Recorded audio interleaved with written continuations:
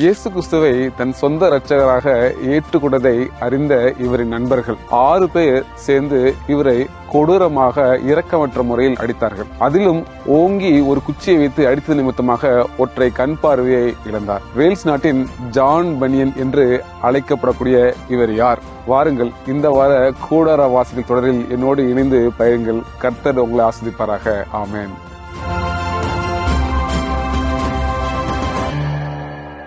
Christmas events. ஒற்றைக்கண் பிரசங்கியார் என்று பிரபலமாக அழைக்கப்படுகிறவர். Wales நாட்டின் தலை சிறந்த 3 பிரசங்கியார்களில் இவர் நிச்சயமாக ஒருவராக இருப்பார். வேல்ஸ் நாட்டின் ஜான் பனியன் என்றும் அழைக்கப்படுகிறவர். ஒற்றைக்கண் பார்வை உடையவராக இருந்தாலும் கூட அந்த ஒற்றைக்கண் பார்வை வெள்ளி நட்சத்திரத்தை போல பிரகாசித்தது.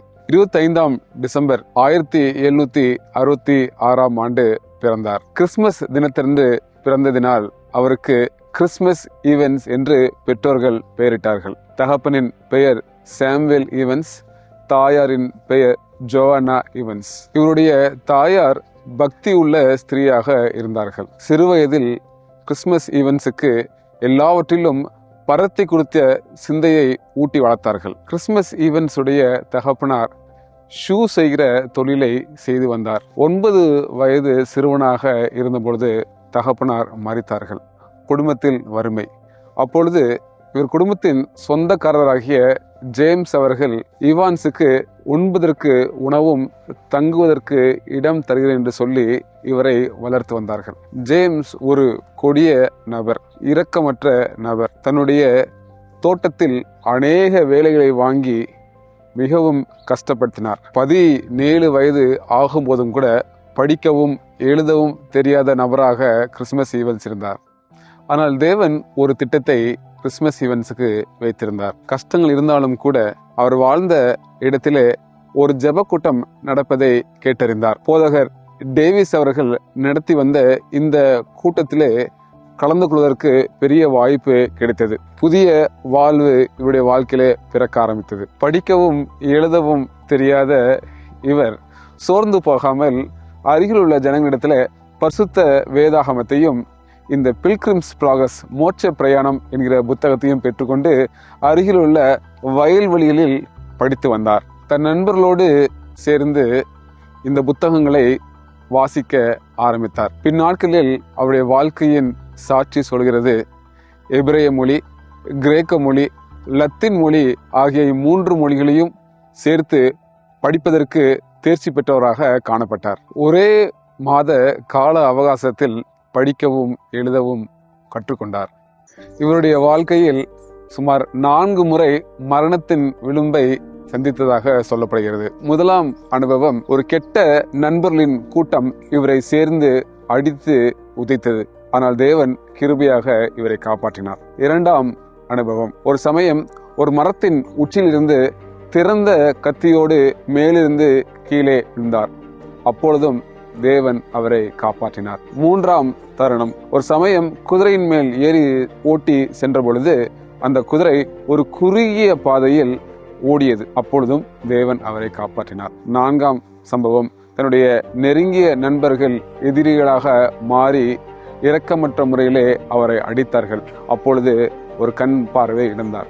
அப்பொழுதும் தேவன் கிருபையாக அவரை தப்பிக்க வைத்தார். அவர் கண் பார்வை இழந்த அதே இரவில் ஒரு சொப்பனத்தை கண்டார். நியாய தீர்ப்பின் நாளை குறித்ததான அந்த சொப்பனம். அந்த நாள் முதற்கொண்டு அவர் எப்படியாவது தேவனுடைய சுவிசேஷத்தை குறித்தும் ராஜ்யத்தை குறித்தும் பிரசங்கிக்க வேண்டும் என்று ஒப்பு கொடுத்தார். உடனடியாக அவருக்கு ஒரு சிறு ஜெப கூட்டத்திலே பிரசங்கிப்பதற்கான வாய்ப்பு கிடைத்தது. ஆனால் அந்த நாளிலே அவர் சொந்தமாக பிரசங்கத்தை ஆயத்தப்படுத்தவில்லை. அவர் செய்த பிரசங்கமோ ஒரு குறிப்பிலிருந்து எடுத்து பிரசங்கித்தார். அங்கிருந்த போதகர் டேவிஸ் அவர்கள் இதை கண்டுபிடித்து விட்டார். அது மாத்திரமல்ல, அன்று அவர் செய்த ஜெபமும் கூட அருமையாக இருந்தது. ஆனால் அந்த ஜெபமும் கூட சொந்தமாக அவர் செய்யவில்லை. ஏதோ ஒரு புத்தகத்தை வாசித்து அதை மனப்பாடம் செய்து ஜெபம் செய்தார். இதையும் போதகர் டேவிஸ் அவர்கள் கண்டுபிடித்து விட்டார். ஈவன்ஸ் அவர்களுக்கு முழுக்கு ஞானஸ்நானத்தின் மேல் உடன்பாடு இல்லாமல் காணப்பட்டது. அவருடைய நண்பரான ஆமோஸ் அவர்களுக்கு முழுக்கு ஞானஸ்தானத்தை பற்றிய அறிவை புகட்டினார். அன்று இரவே பரிசுத்த வேதாகமத்தை புரட்டி வாசிக்க ஆரம்பித்தார். சுமார் 40 இடங்களில் ஞானஸ்தானத்தை குறித்து ஆராய்ந்தார். ஆனால் ஓரிடத்தில் கூட குழந்தை ஞானஸ்தானத்தை பற்றி பரிசுத்த வேதத்தில் குறிப்பை எதுவும் அவர் காணவில்லை. அதனால் முழுக்கு ஞானத்தை குறித்து அவர் புரிந்து கொண்டார், ஒப்பு கொடுத்தார், ஞானஸ்தானம் பெற்றார். தன்னுடைய 20ஆம் வயதில் ஞானஸ்தானம் பெற்ற இவர் 23ஆம் வயதில் ஊழியத்திற்கென்று தன்னை அர்ப்பணித்தார். 26ஆம் வயதில் வேல்ஸ் பகுதியில் சுமார் 10 இடங்களுக்கு ஊழியக்காரராக நியமிக்கப்பட்டார். இவர் படிக்க வேண்டும் என்று கொண்டிருந்த ஆர்வத்தை கண்ட போதகர் டேவிஸ் அவர்கள் படிப்பதற்கு ஒரு பள்ளியிலே வாய்ப்பு கொடுத்தார். ஈவன்ஸ் அவர்கள் மொத்த வாழ்க்கையிலே 6 மாதங்கள் மாத்திரமே பள்ளி அனுபவத்தை பெற்றிருந்தார். கிறிஸ்துமஸ் ஈவென்ட்ஸை பொறுத்தவரை பரிசுத்த வேதாகமம் தான் தலை சிறந்த புத்தகம். பரலோகத்திலிருந்து கொடுக்கப்படுகிற வெளிச்சம் இந்த பரிசுத்த வேதாகமம் என்று விசுவாசித்தார். இவருடைய ஊழியத்தின் வல்லமைக்கு ஜெபம்தான் முக்கிய காரணம் என்று சாட்சி கொடுக்கிறார். தினமும் காலையில் 3 மணி நேரங்கள் தொடர்ந்து ஜெபிக்கக்கூடிய பழக்கத்தை உடையவராக காணப்பட்டார். எந்த ஒரு புதிய ஊழிய ஸ்தலத்துக்கு சென்றாலும் முதலில் அவர் செய்யக்கூடிய காரியம் அனைவரையும் கூட்டி சேர்த்து உபவாச ஜெபத்தை வைத்து ஆரம்பிப்பாராம். அதன் பிறகு எழுப்புதலும் எழுச்சியும் அந்த இடத்தில் காணப்படும். கிறிஸ்துமஸ் ஈவென்ட்ஸ் அவர்களுக்கு ஒரு விசேஷித்த வரன் இருந்தது. புது குழுக்களை ஆரம்பிப்பதற்கும் புதிய ஆலயங்களை கட்டுவதற்குமான ஒரு வரன். தடைகள் எவ்வளவு இருந்தாலும் கூட நிச்சயமாக தேவனுடைய கிருபையினாலே நாம் பலன் பெற்று ஊழியம் செய்ய முடியும் என்பதற்கு சிறந்த உதாரணம் கிறிஸ்துமஸ் ஈவென்ட்ஸ். அந்நாட்களில் இவர்களுக்கு கொடுக்கப்பட்ட சம்பளம் வெறும் 17 பவுண்டுகள் வருடத்திற்கு. வாரத்திற்கு 33 பென்சுகள். அதாவது இந்நாட்களில் வருடத்திற்கு சுமார் 1700 ரூபாய் மட்டுமே. இருந்தாலும் கூட 20 வருடங்களுக்கு மேல் இதை குறித்து எதுவும் பேசாமல் தேவனுக்கென்று ஊழியம் செய்தார்கள். அவர்களுக்கு திருச்சபை கொடுத்த வீடு மிகவும் சிறிய வீடு. ஒரே ஒரு அறையை மாத்திரம் கொண்டிருந்தது. ஜெபிப்பதற்கு, வாசிப்பதற்கு, வேலை செய்வதற்கு எல்லாம் ஒரே இடத்திலிருந்து அவர்கள் ஊழியம் செய்தார்கள். திருச்சபையும் ஏழ்மையான சூழ்நிலை இருந்தது நிமித்தமாக அவர்கள் தங்கியிருந்த வீட்டு கதவுகளில் டின் ஷீட் அடிக்கப்பட்டிருந்தது. சிந்தித்து பார்ப்போம், குளிர் தேசம், டின் ஷீட் எப்படி இருந்திருக்கும். இருந்தாலும் தேவனுக்கென்று அர்ப்பணிப்புடன் ஊழியம் செய்தார்கள். இவருடைய கல்லறை பிரசங்கம் மிகவும் பிரசித்தி பெற்ற பிரசங்கம். வாரத்திற்கு சுமார் 17 பிரசங்கம் செய்தார். வார நாட்களில் 2 பிரசங்கங்களும் ஞாயிற்றுக்கிழமைகளில் 5 பிரசங்கங்களும் செய்தார். சிந்தித்து பார்ப்போம் தேவஜனங்களே, இந்த தேசத்திலே குளிர் அதிகமாக இருக்கும், அதிகமான மேடுகளும் பள்ளங்களும் இருக்கும். ஆனாலும் ஞாயிற்றுக்கிழமைகளில் 20 மைல்கள் நடந்து ஊழியம் செய்தார். இவர் ஊழியம் செய்த இடத்தில் சுமார் 150 மைல்கள் வட்டத்தில் வேறு எந்த ஊழியக்காரரும் அந்நாட்களில் இல்லை.